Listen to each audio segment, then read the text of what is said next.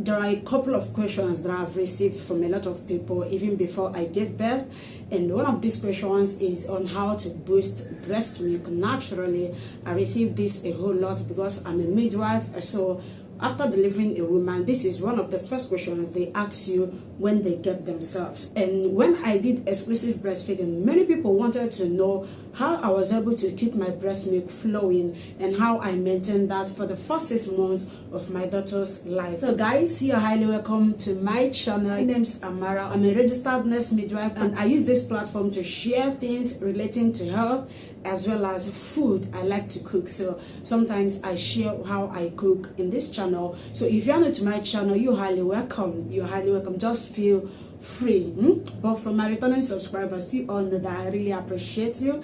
Thanks for always coming back to watch my videos and also for sharing the video. But if you've not subscribed, this is the best opportunity for you to do that. So having said that, let's go straight into the video.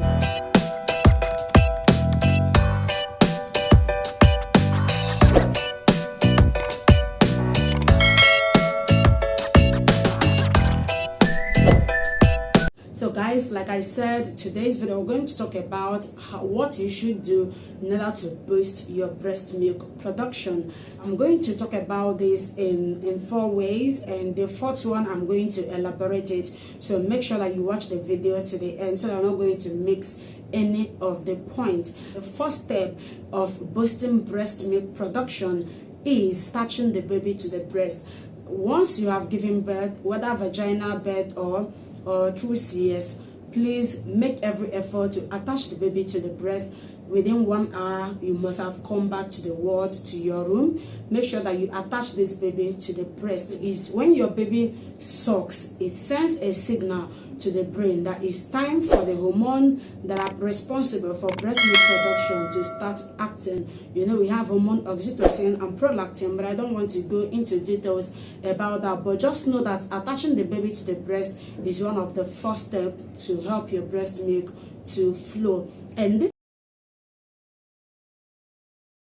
but some women, they do complain that in the first 2-3 days of delivery that their breast milk is not flowing. You can ask your husband to help you to suck the breast. Yes, it also helps breast milk to start flowing fast. Then you can also do this by using breast pump. You can use manual breast pump or the electric breast pump. Their function, they still do the same thing that the mouth of this baby does to your breast. Number 2 is, now that you've already attached your baby to the breast, another thing is, are you sure that you're attaching the baby in the right position? So the number 2 is attaching the baby rightly to the breast. So you know, in our breast there is this dark area that you see before you see the nipple. The nipple is that mouth, it is that pointed area that the baby do attach initially. So make sure that your baby gets to attach itself to that black area, and that black area is what we call the areola. Now there is also a disparity here. When you give birth newly, you know, because of how big the breast is, it may be bigger than the mouth of the baby at the time that you just give birth. So you don't need to worry. Just do as much as you can to open the mouth of your baby so that the baby can grasp, at least, even if it's just the beginning part of the areola, until they begin to get used to it. So, but if your baby is older, just make sure that once you are feeding this baby, that the baby grabs the whole areola.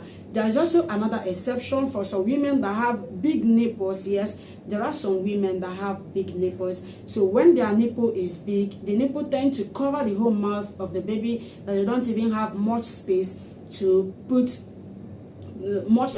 be able to attach to the areola. But if any of this is not your case, please make sure that the baby is well attached. Then the 3rd one is, when you are feeding this baby, please make sure that you relax yourself, that you have a chair that you can sit at the bed. If you're not sitting on a chair, you can be on your bed. Then use pillows to support your back so that you don't strain your back. Then when you carry the baby, make sure that the buttocks of your baby is on your palms while the head is somewhere here. I'm a midwife, but when I gave birth, people really assisted me to do that, because if you don't do it, before you know what's happening, your whole back will start paining you. So this one is all about attaching the baby and how to feed. Then this is you need to hydrate yourself, and by hydrating I mean you need to take a lot of water.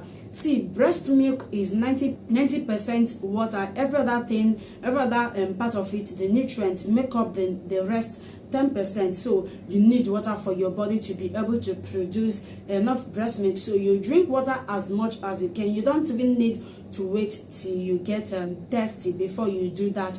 And not just that, when after giving birth you found out that you urinate often, just like you do on your third trimester. So because you are urinating more, your body also needs you to replenish that. Water is very important. There is nothing you will do about it. And some people will ask, what kind of water should I take? You can take warm water, you can take cold water, depending on the water that you want to take. It is all okay for you. Fifth point, if I'm correct, the fifth point is you need to eat good food. You need to eat adequate, balanced diet. This fourth point is the point that I'm going to elaborate, because I'm going to share with you the food that you are going to eat and the kinds of food that I ate during my time that helped me to produce enough breast milk. My daughter was breastfeeding as in always. Okay, before I talk about the food, I think something just came to my head. You need to breastfeed this baby on demand. See, if you want your breast milk to be flowing very well, this one is very, very important. You need to breastfeed your baby on demand. Before I gave birth, I did not understand what on demand means. On demand means that in 30 minutes, your baby can suck the breast for 2 or 3 times. That is when you newly give birth. The baby may want to suck. After 10 minutes, the baby will start crying. You give again. After another 5 minutes, the baby will start crying. That is what it means to feed on demand. You don't time the feeding of your baby. So food is very, very important. In fact, once you are breastfeeding, you found out that you eat more, especially if you planned doing exclusive breastfeeding, or if you are doing exclusive breastfeeding, you need to eat more. And because of this, don't just eat any kind of food. You need to eat balanced diet. So I'm going to list some of the food that are not my regular food that I practiced when I was doing exclusive breastfeeding, and it helped my breast to be filled. Always, my baby always have something to eat, and after that she will just sleep off. Then the first one is oats. I'm going to get a video. I have oats here that I still take, so I'm going to, when I will prepare it, I'm going to show you a video of what oats, or just a picture of what oats looks like. This is oats. This is how oats looks like. So oats is very, very important. What it does is that, it's a low carbohydrate meal. When you prepare oats meal, you can prepare it with egg or with milk. I usually take mine with milk and small sugar. So when you do that, it has a way of getting your breast filled up. I'm not telling you what I read, I'm telling you what I experienced. And I also asked some of my friends and my colleagues if they've used this oat before, and they testified exactly the same thing that I felt. So oat is very important. You can prepare oat and use it either as your breakfast or as your lunch, or whatever that you want to take it. So oats is very, very important in helping your breast milk to flow. Then the second thing is what we call ansala soup. Soup for, I don't know another name for it, but we call it ofejeme or mugo for women that just give birth newly, and it consists of dry fish and some natural ingredients, and you eat it with pounded yam or just yam like that. Now, this food also, some people believe that it is only meant for people that just give birth to eat, and that it helps bad blood. For me, I don't believe anything in bad blood, but for me, what that soup does for me is like an appetizer. If I feel like I don't want to eat, or I don't know what to eat, I'll just take some quantity. And after eating it, after 2 or 3 hours, I'll start feeling hungry. So it serves as an appetizer for me. It doesn't get you filled up like that. You just get filled up, the next minute you are hungry. But because major part of that soup is water, it also helps to boost your breast milk. Then the third thing, another food that is important. I'm going to count this after this video. Another food that is very, very important is tea and bread. See, if you are pregnant, go and get enough tea and bread. If you don't like taking tea or milk or bread, you can get some chocolate, you can get some other kinds of milk that may not make you to add, like some women do say, but just make sure that it is always there in the house, so you can use now to buy it if you are still pregnant. But if you've given birth, someone else should make sure that you have it in the house, so that each time you feel hungry and the food is not ready, you can use that to hold yourself, and you know that it contains also more of water. Then another food also is what we call walnut. This is the season of walnuts now. I ate it well when I was pregnant, and it was almost going when I also gave birth. So I ate it, and I found out that it also helped my breast to flow. I'm going to show you the picture. This is the picture of walnut.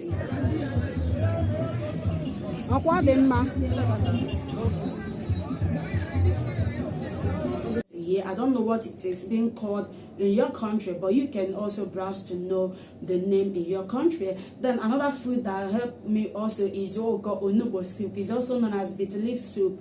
See, onugbo soup and other kinds of soup. I'm just mentioning onugbo because I noticed a different kind of thing with onugbo, but I take other soup, egusi soup, or house soup, or bono soup, okra soup, vegetable soup, all different kinds of soup. I make sure that they are well prepared with enough of animals, enough meat or fish, whatever that you want to use it. So all the soup, especially onugbo soup, if you have access to onugbo soup, make sure that you take enough of it when you give birth. It will also help your breast milk to flow. But if you don't have access to onugbo soup, you can browse online to see how onugbo soup is being prepared or what it actually looks like.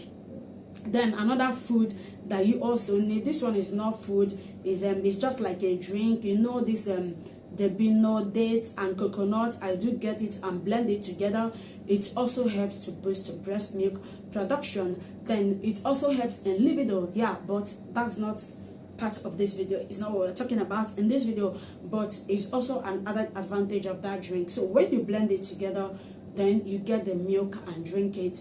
Drink it immediately and keep the rest in the fridge, and make sure you finish it within 2 or 3 days. Then it also helps in my breast milk production. Then another food also that I do incorporate in my diet is not really food, is vegetables and fruit. I make sure that I take at least once in a day or twice, or once in 2 or 3 days, especially if I notice that I'm lacking vitamins. So these are the few food stuff that I tried when I was still breastfeeding my baby. Then I forgot to talk about tomato stew. I ate a lot of tomato stew, and inside this tomato stew, I make sure that I have enough ginger, garlic, and turmeric.